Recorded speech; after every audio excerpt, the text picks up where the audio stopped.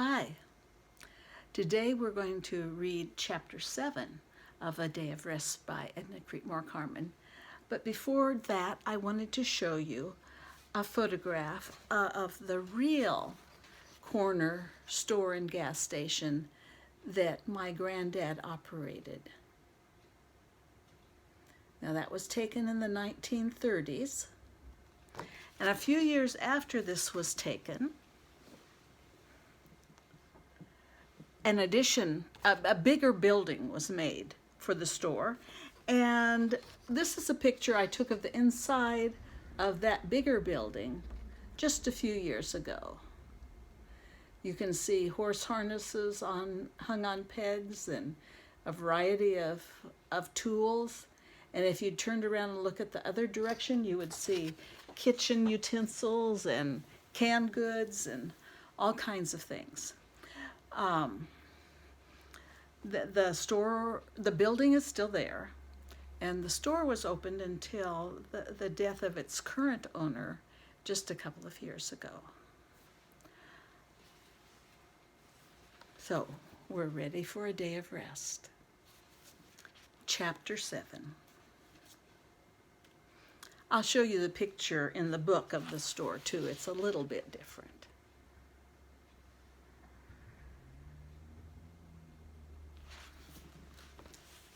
Douglas strolled leisurely down the driveway to the road and along the bank until he came to the bush that Susan had used as a hiding place. After retrieving the shoes and stockings and the bonnet, he walked on down toward the store. He didn't hurry. He wasn't worried about the children.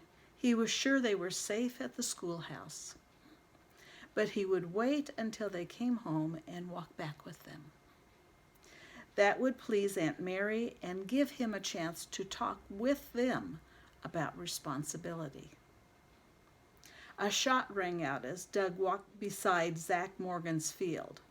A rifle, thought Doug. Coming from near the junction. Someone shooting rabbits, probably. He didn't think any more about the shot. Too many people had guns and would shoot at anything in sight, even the telephone lines. So Doug wasn't worried about a shot from a gun. Instead, he looked at Zach Morgan's potato patch, which he was passing. Zach's potatoes were farther along than his own. They would need digging before long. Digging potatoes was one of those jobs Douglas didn't like. There should be an easier way to get them out of the ground. Douglas was wondering if plowing the potatoes would slice the potatoes so badly they couldn't be used when he heard another shot. As Doug looked ahead, he could see two men standing in front of his store building with their guns pointed in his direction. By their sizes, he figured the men were Zach and Lig Morgan. Douglas was just about to cross the Willow Creek Road when Zach raised his rifle and shot again. Shot straight towards his own pasture. "Been fighting with your wife, Zach?" Doug asked as he walked up to the two men. "No," was the puzzled answer.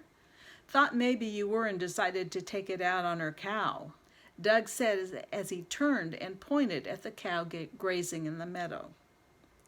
"We thought about trying for the cow, but she's so mean she'd probably knock the bullet right back at us with her tail." "He's just fooling you. He wouldn't dare shoot at the cow," Lig spoke with a grin. "His wife thinks more of that cow than she does of Zach." "Yeah, that's right. We thought it would be safer if we shot at the knot in the corner post instead." Zach said this as he raised his gun. Doug turned and stared at the corner fence post. "That'll be some shooting, and even if you hit it, you won't be able to cook it." "Yes, an oak post would be a bit tough to cook," Zach agreed, after he again pulled the trigger. "You still own those woods across the highway, don't you?" Doug asked Lig. "Yes, I still own the woods. Why?" "There's probably some rabbits or squirrels in the woods. You could shoot at them. If you hit them, you could eat them, and you wouldn't be putting lead into the cow." That's what we started to do, but we got this far and decided it was too hot, Zach said as he pulled a red handkerchief out of his hip pocket and wiped his face. I think you're right. Most wild things lie up in the heat of the day, but I don't think your wife is going to like it if you shoot the cow. It's Sunday, nothing else to do, Lig grumbled.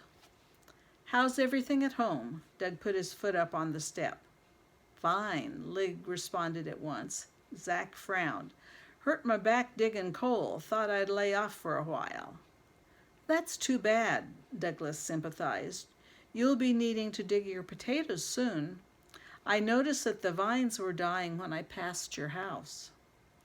Zach looked at Douglas to see if there was any hidden meaning to this statement, but Douglas was standing there looking sympathetically down at him. You working on Sunday, Douglas? Lig asked hurriedly to head off any arguments. No, Sunday is a day of rest, Douglas answered as he shook his head. Aunt Mary wouldn't hear of my doing more than get the ox out of the ditch on a Sunday. I came down to meet the children.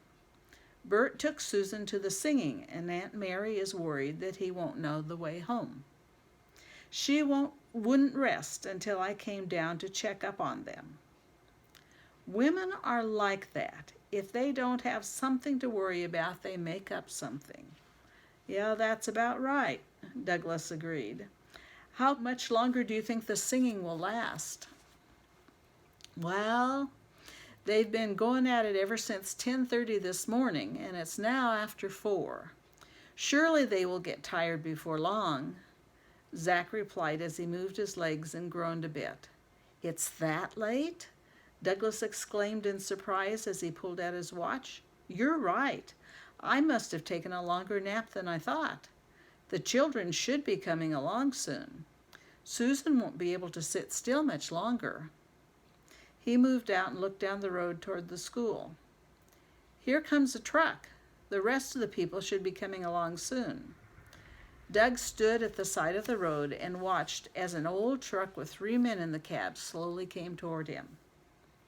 A loud slapping sound warned him that the car was in trouble, even before it came to a stop. Sounds like the oxes in the ditch, Lig said. Yeah, they are in trouble. Doug nodded as he walked over to where the truck had stopped. Singing over? He asked the driver. No, we left early. We're supposed to sing at Knoxville tonight, but we'll never make it unless you can help us. I don't have a spare.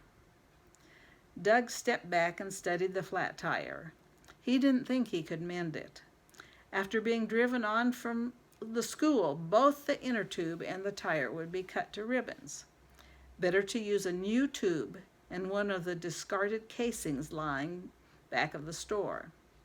Lig, get one of those old casings leaning on the back of the store. One of them would be better than what they have, but they will need a new tube. Zach, get one of the tubes off the wall in the store. Doug handed Zach the keys to the store before he turned back to the driver. I can't sell you a tube today. It's against the law to buy or sell on Sunday, but I can loan you one until tomorrow. That's mighty nice of you, the driver spoke as he opened the truck door. I'll loan you the money to pay for the tube until tomorrow.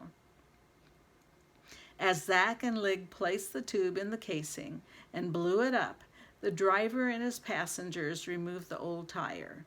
Soon, with waves and shouts of thanks from the 3 men, the truck was on its way toward Knoxville. As the truck disappeared around the curve just south of the store, Doug walked out to the center of the road and looked down toward the school. Zach and Lig sat down on the wooden bench on the store porch. I don't see anyone. I wonder what's keeping them. Doug spoke as he walked back. I might as well sit down and take the load off my feet. Lig and Zach moved to make room for Douglas on the bench, but Douglas chose to sit on the steps. It's a hot day for waiting, Zach remarked. It's a hot day for anything, Lig added. How's your pasture doing, Douglas? My top pasture is short. I cut it not long ago. If we have rain soon, it should green up for winter. You have a pasture down near Charles, too, don't you? I keep my young cattle down there. That pasture is doing fine, but I'll be taking the young bulls to market soon. If you kill one, I'll take a quarter, Lig said as he picked up his rifle and stood up. I won't slaughter one until the weather gets cold. I'll keep you in mind then. Zack picked up his rifle that was leaning against the post and stood up to join his brother as Lig stepped off the porch. Doug walked out to the center of the Willow Creek Road with Lig and Zack.